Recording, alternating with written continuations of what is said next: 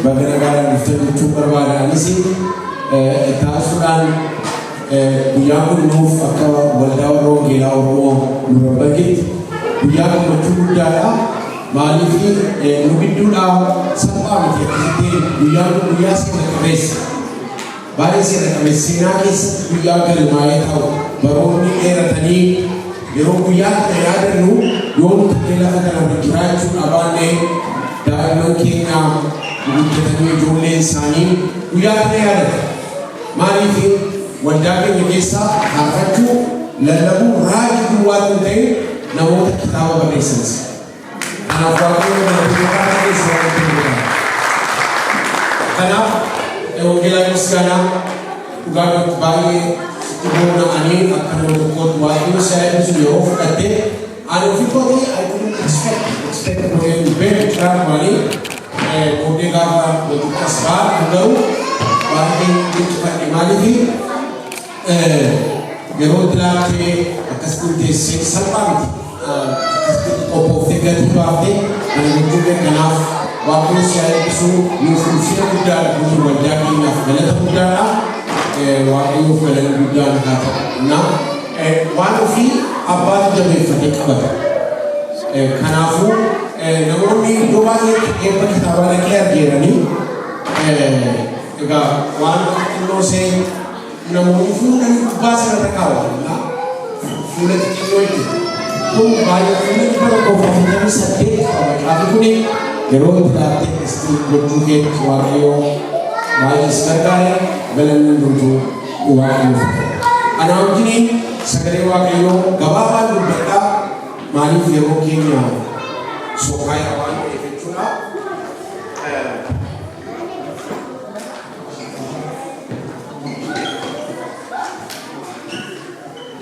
macam bilang rayu kabat macam kesan mula tewanis apabila kita mencoba dapat sesuatu yang besar di seluruh grup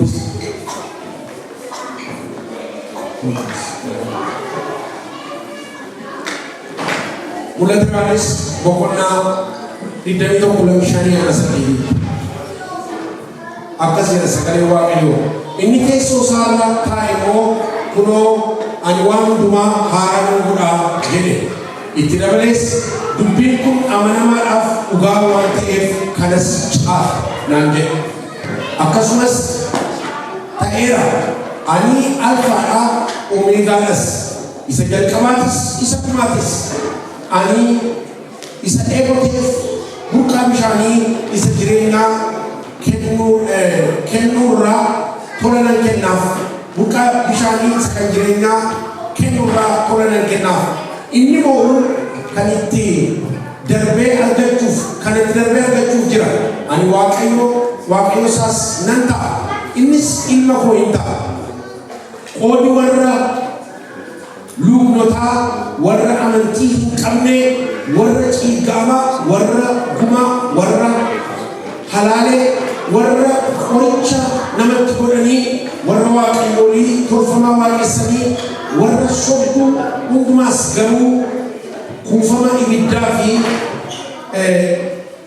adna bobo kesatis balbal jutis inta innis Bulan mafada nanjire jeda ada naga wabago wakio galan sifatau wayo kanat udago iskalati panna galan wakarat nafarat suwara abagonya gufta kenya yero kanat musikarana maka gufta maka Yesusin karasa kali kana mungkin baju jala lakiya yero samu kuna fuka funi nojini tai maka gufta maka Yesusin amen Lord kesa amen kira amen Amin. Dapat itu amin kita amin.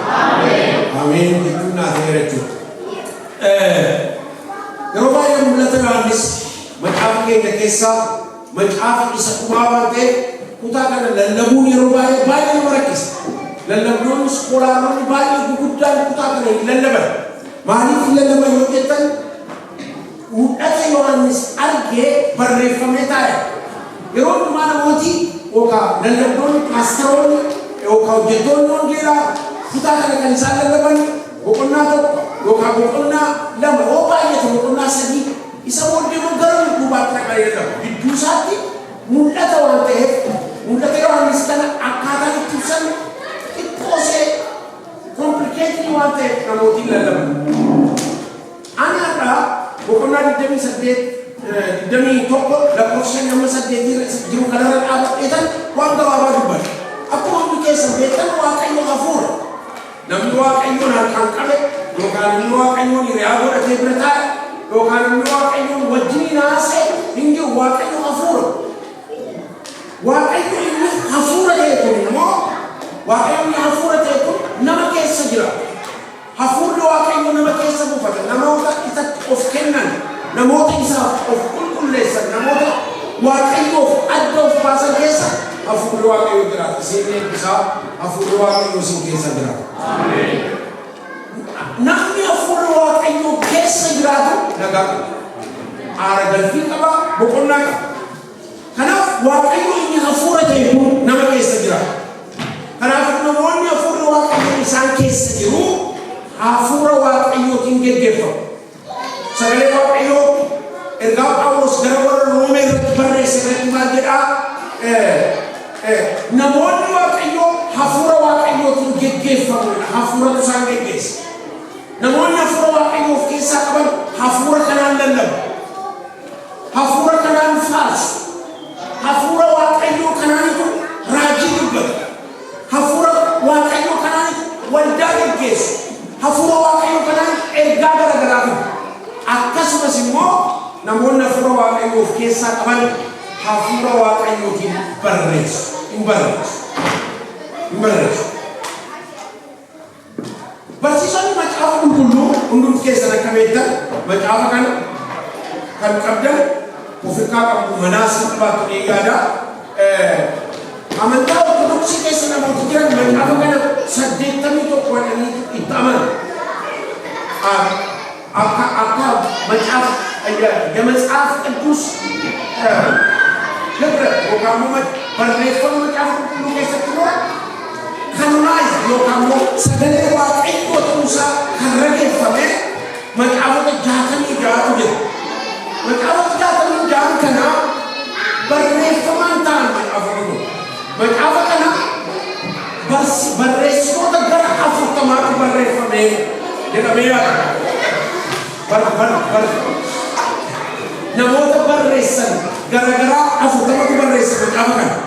Kaan isaanii qotee bultoota. Kaan isaanii immoo mootota kaan isaanii immoo raajota. Kaan isaanii warra macaafa kana barreesse warra qulqulluu qaban. Kaan isaanii immoo warra dunkaana hodhan. Beeku waan ta'e. Egaa namoota garaagaraa 40 macaafa kana barreesse jedhamee yaadama. Namoonni kun macaafa kana akkamitti barreessan jettanii yoo gaafatan macaafa kana kan isaan barreessan yaada ofii isaanii keessaa baasanii namoonni 40 kun sagalee Waaqayyoo kana kan isaan barreessan hafuura Waaqayyootiin geggeeffaman. Kanaaf hafuura namoonni Waaqayyoo hafuura Waaqayyootiin geggeeffamu. Sagaleen Waaqayyoo kun yeroo teoloojii baratan maal jedhama? God's breath yookaan immoo hafuura Waaqayyoo isaanii barreesse hafuura isaatti baafateera. Jedheera Waaqayyoo. Namni tokko maal jedheera? Sagalee kana keessa jechi seexanaa jira. Miti hin jiru. Seexanni maal jedheera as keessatti? Mee tokko natti himaa. Yoo dhuguma ilma Waaqayyoo taate dhagaa kana maal godha? Namni tokko maal jedhee gaafatee egaa isa seexanni jedhettis Waaqayyo hafuura jedheera argee. Eeyyee ta'eera. God's grace. Hafuura Waaqayyo as keessa jira. Kanaaf nutti mi'a. Amma dubbifnee kaanee booddeen eegoomna baay'ee. Fakkeenyaaf fikshin yookaan asoosama dhaabbatee afaan Oromoo. Asoosama albee kana deebitanii dubbiftu beela kuma yoo baay'ee. Lama yoo baay'ee sadii yaa ta'u yoo baay'ee sadii. Kun garuu kuufa. Galanni Waaqayyoo badoomaa beekira. Amma dubbiftanii kaatanii galgala si nama hubachiisa si kajeelcha. Isa nu waan mootummaa ta'e inni si nama ganama dubbiftan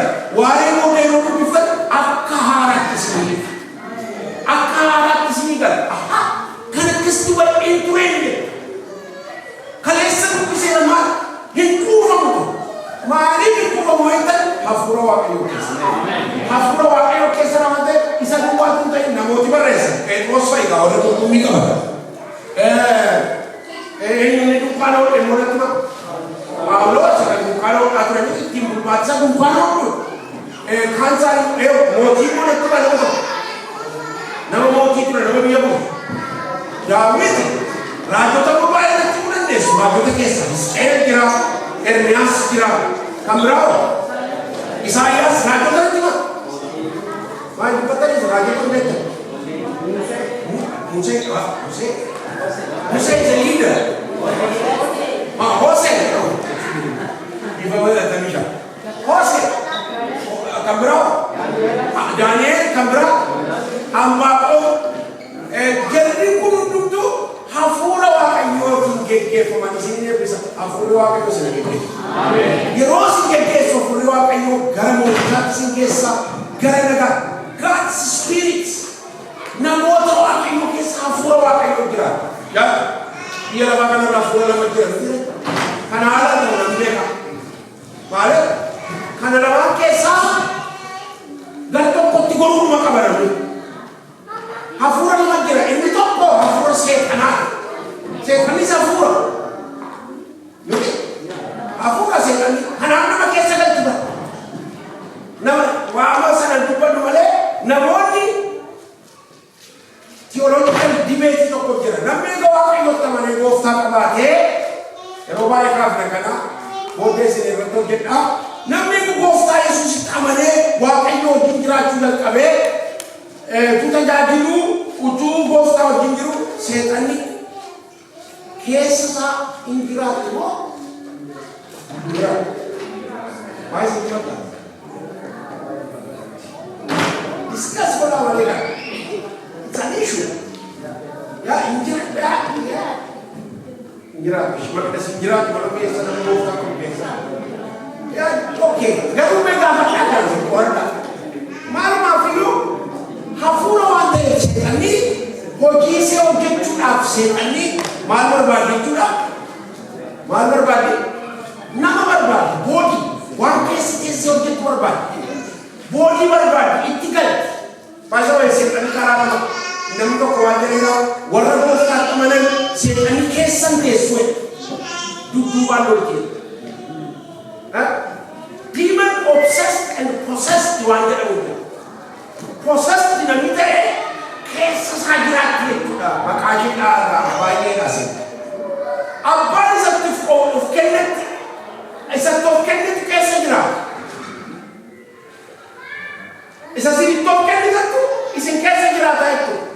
Namni waaqayyo of kenne waaqayyo keessa jira. Amen. Si kabajuu si wajjin jiraachuuni addam gaariidha. Foonii kee barbaaduni gooftaa koo sinna keessa jiraata. Yesuus isin keessa jiraata. Yesuus isin keessa jiraata. Dhibbeessa sammuu namni gooftaa keessa jiraata. Kan isin jedhee abbaan isa of kennetti kun keessa jiraata. Wanti lama isa keessa jiraachuu hin danda'u. Maal ameen jettanii? Wanti lama isin keessa jiraachuu hin danda'u. Seexanni galgala ganama immoo waaqayyo karaa kiraayee fudhatanii Yesuus nu keessa jiraata. Waaqayyo kan nu keessa jiraatu. Hafuura waaqayyootiin nu keessa jiraata hafuura waaqayyoo. Kanaaf namoota waaqayyo gara 40 warra qotee bulaa qurxummii qaban akkuma isin jedhe kana kan barreessan jechuudha. Kanaaf waaqayyo namoota tokkotti yaada isaaniitti mul'isa. Yaada waaqayyo nama hafuura waaqayyo qabutti waaqayyo mul'isa. Kutaa armaan olitti dubbifanne irratti waaqayyo amma dubbifanne irra kutaa hojii mul'ata Yohaannis boqonnaa 21 lakkoofsa 5 kaafne kutaa armaan olitti dubbifanne kana keessatti waaqayyo Yohaannisitti waan mul'ise qaba. Waan itti mul'ise qaba. Dubbiin kun jedhamu waaqayyo Yohaannisiin. Dubbiin kun amanamaa waan ta'eef kana qal'umanii dubbadhu jedhu achi dubbifanii mul'ise. Masmara kunoo ani waan hundumaa haaraa nan godha jedhe. 5 irraan dubbisaa itti dabalees immoo dubbiin kun amanamaadhaaf dhugaa waan ta'eef maal godhe naa hojii write it down dubbiin kun amanamaadhaaf dhugaa waan ta'eef dubbii kana caafinaan jedhee dubbii isa inni mul'atu argeef sana isa mul'ataan itti mul'ate sana caafi barreessinaan jedhee wanta dubbatame kana dubbat mul'ate waan isa arge waan kana waan dafee tuura sin jedheera mul'ate waan caafi jedhee waan shan duwwaa isin jedhee tumo waan tokko beektu wanta dubbatame wanta barreeffametu ragaa amaariffaan maal jedhama moominna waraqata yaazau eebbifame waggeelaanis waraqataan qabbootee qabdee dhagee waggeelaayi wanti barreeffame hundumtu yeroo hundumaa ragaa ta'ee ta'a dhalootaaf darbu kanaafitu wanti nama isin jechaa dhumaan macaafa barreeffame macaafa baroota dheeraa dura barreeffame kana har'a oriijinaala isaadhaa fuudhanii afaan oromoo afaan guraagee afaan jarmanii afaan garagaraatti waan rikoordii ta'ee taa'eefitu dubbifataa it's a record it's a document wanti wangeelaa misgaanaan har'a barreessine bu'uura fayyinaa jedhu kun barootatti darba'ame bakka utuma keessa isaallee eenyummaan nuti kun jennee qorachuudha baanne har'a sirni nuti goone inni taa'ee guyyaa kudhan didda waggaa masaka waggaa saddeettanii nuti miti barreesse kun it's a history seenaa dhalootatti darbu barootatti darbu maaliif it's a record akka macaafa kana dokumentii fayyada raajoonni baay'ee raajii baay'ee dubbatanii wanta seenaa raajii dubbatamee rikoordii ta'ee hamma har'aatti sabitti dinqifatu keessa amoonni keessa natti maamisniin jedhee raajii eewu kan dubbate ቄስ በሊናስ ሳካ የከፍታ ዘመን ለኢትዮጵያ ሪኮርድ ታየ በሪኮርድ ታየ ጃርሱ ማንጀሪ ዱበቴ ደርበኒ ይዛሉ ኢሳን ደርበኒ ወንቲሳን ራጀት አርገንገሩ ሐማራ አጣይ ማንጀሪ ዱበቴ ባቡር ይየተቆ ከኢትዮጵያ ከሰ what's happening now akara jarnus jibbinus waamura garuse dimay waggaane kadoo data arganisa isa saamu data argani recorded godani kansana waqayo hojiti jira hojita mane afaro mo maje do amjan yakafta sabe leju asro bara by the way, it's amazing. I'm not talking politics. Go, what do you doing? But I'm giving what are you thinking about that I'm going to be a service? What are you doing? You will see. It's a king and a guy. Mali because here, at your record it. At your Harras, Market, what are you? Yohanisi mulla targadita wanta by the way utara man to bisu mulla Yohanis wanta amma taaju dudai wanta garafu durat abdi aman to gate tasfa ye kristian tas abdi wa isha magire de wakai allu matte dubatte ni singaru warne afi write it down by Jesus waldaga nani bisa wangeelaa miskaana Muhammad by Jesus amma yuna mota barreessa waaqayyo nuuf amen meeda bala amen jira amen one figure to barreessa it's a document history amma ila kan barreessa waldaan kasi abad yooman kasi abad biography se barreessa please barreessa anubsa I don't know but amazing and who is here? Also saying, "Come we are also back to me." And number one is to buy respect to that about nama macaafa dubbisuuf immoo akkasuma. It's not easy. Seenaa waldaa afaan Oromoo nurra bare. Barreessaa taate, shamarran barreessaa taate. Dhiira duwwaatti gad kunuunle barreessa. Yes. Namoota barreessan qabaachuu qabu. Mul'ata argaa jirtu kana maal godhe inni Waaqayyoo Yohaannisi caafi nama sin bira keessa Waaqayyoo caafi sin jedha. Waldaa guddaa argitan waldaa makaana Yesuus. Waldaa Itoophiyaa keessa waldaa Luwonge, waldaa inni keessi. Waldaa guddaa akkaataa isaanitti jalqabaman amma ofuma amma dubbadhaan isin jedhee anamoonni gaafatan ana dubbachuu danda'u kan itti dhaabatan. Waldaa guddaa. Tilmaama dubbanna. Bakka namoota ijatti walitti qabamee iddoo tokkotti. No, we have to write it down. It's a document. It's a document. In dabalan guyyaa tokko. Documentiin sun garuu dhalootaaf ta'a. Dhalootaaf ta'a waan ta'eef barreessa. Waan argitu mul'ata kana maal godhu caafi write it down. Namoota caafan Waaqayyo Yesuus ammayyuu nuuf baay'isu. Namoota caafan rikoord godhanii kaa'an. Namni meeqa akka tuqamu. Namni meeqa akka gooftaa argata. Waldaan kun eenyuun akkasiin dhaabate. Qabna bara namoota ittiin dhaabate. Eessatti akka isaan jalqaban. Kana barreessa caafi. Wanta gara fuulduraatti ta'u gaafa Yohaannis argu barreessee caafi.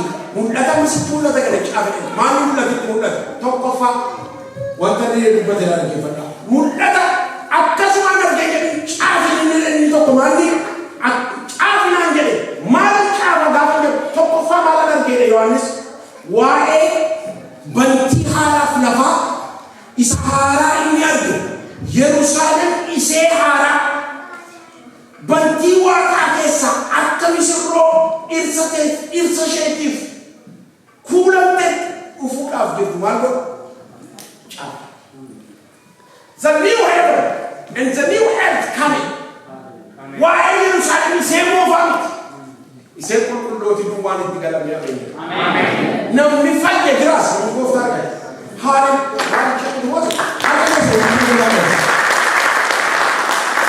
waa'ee Yerusaalem isee haaraa ganaa hin mul'atini. Waaqarraa ganaa gadi buutu maal godhu? Caafa. Dhufuuf jirti. It's a new coming Jerusalem. Isee haaraa sana caafi naan jedhe lammaffaa maal caafi jedhee. Sagalee guddaa ani dhaga'eessa. Sagalee dhaga'e Yohaannis. Sagalee guddaa ani dhaga'e. Innis immoo Waaqayyo Yerusaalem isee haaraa keessa saba isaa gidduu buufachuuf jira. Ameen. Haaraa ameen ibbaala. Ameen. Eessa buufata Waaqayyo? Saba isaa gidduu. Yerusaalem isee haaraa qofa. Yerusaalem isee haaraa dhufuuf jirti Waaqarraa gadi buuti. Waa'ee barreessi lammaffaa immoo sagalee dhageessisan Waaqayyo saba isaa gidduu isatti buufachuudhaaf jedhu innis ofii isaatii isaan gidduu hin jiraata hojii. Isaan gidduu jiraata Yerusaalem. That's our hope by the way. Abdii qabna maameen jira. Abdiin keenya Yerusaalem isee haaraatti galu. By the way kun dhugaa sagalee Waaqayyootu dubbata lafti dulloomaan kun guyyaa tokko baqee mana. Bakki badamu akkamitti aayitoon garuu baqqeedha.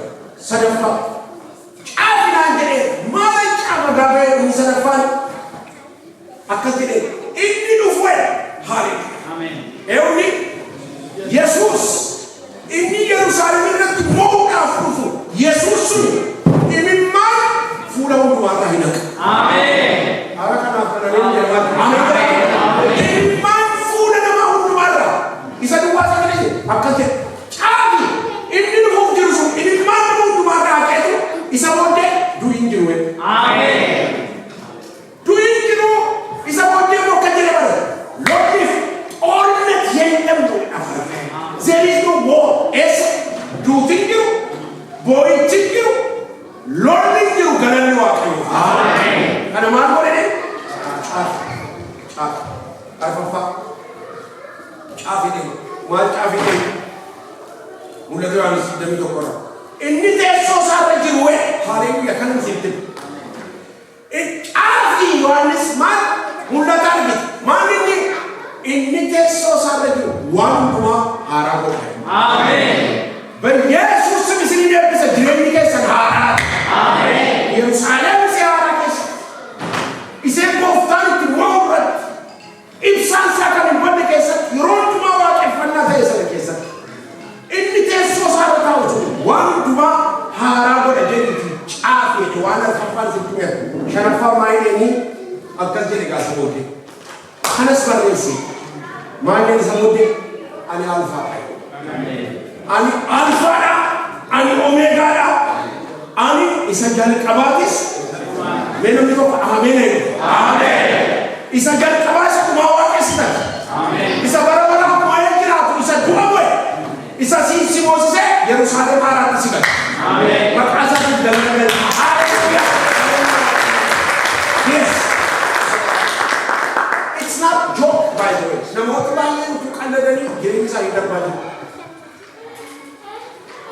an undu tikesana kasine namana Kristos tikkan mutiyalef jireda barabara isa wajin al amen that is a big secret mane ufuka kwatu kongolata gari ufuka never wala fakana rafunani afa alena grachwa sino polesko ongela miskana kutoka kara uga jiredi Kristos ko amen isa kessa tigre ingra male wanti tigala fakana ra biyado hirra in abat namoti multi millionaire tan jarbani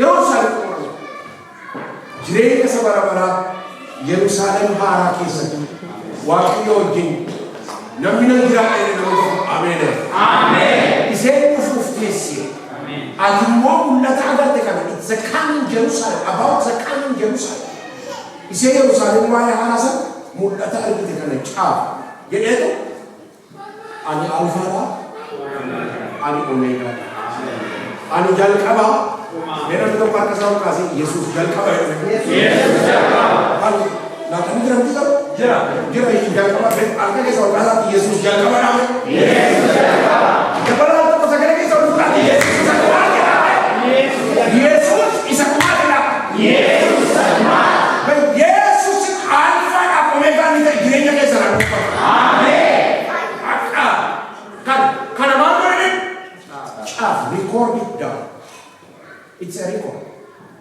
aku baca datan ja Petrus Barres Yohanes Barres har record doang ko tambah itu mulai Yohanes argiku warwa kayu caaf isange abdi aman tota garfula durat tauf je kuno harus asrana lama harus buura fayyina wongelaa miskaanan barreesse whatsoever respecting guddaa naafuu ta'uu ulfina guddaa respect nama nu gidduudha by the way afaan oromootiif waldaan oromoo yeroo dhiyoodha kan nuti revive ta'aa dhufne waltajjichi as baanee waaqeffachuu kan nuti jalqabu hin qabnu waan barreeffamu maanuwaalii dhugaas nuti nuufoo ta'e maanuwaalii irraa amantii qibsanaatti barreeffamu illee hin qabnu baay'ee isaa macaafa garagaraa maaliif tokkoffaa it's a new coming waldaan afaan oromoo reefu dhaqanii babal'ataa jira Finfinnee keessa gaafa turetti waldaa baay'ee naqee lallabe afaan oromoo hin faarfanna malee riikardii hin qabu we don't have this is a beginning kun jalqabu onnachuu qabna amen bakka baay'ee eeguu barreeffamaa jira namoonni macaafa afaan oromootiin barreeffaman dubbisuu barbaadu kanaaf Untuk kesan karena makasin hamle kesan kamaaf kakaftan isin jajjabeessuun barbaada wangeelaayin sekarang barreeffamni isa jalqabaati isa kumaati kanaaf immoo namni harka midhasaa siif hin laanne ta'u amma eebba macaafa kanaatiif ta'uun keenya seenaa keessatti rikoordi ta'uu sanni biyya hambaa keessatti biyya jalqabanii keessatti afaan oromootiin macaafa barreeffame bu'uura fayyinaa kan waaqayyoon kennu. Kanaaf أنا سنسيتي كورا فترة للبكو بيسوع سمسيني بيسا واوا كنيسة تقول بيسا كاف آمين نما سنبريك واوا كنيسة كاف ما كان واقع يوم كان يبي فمه آمين بس يفيدنا ولا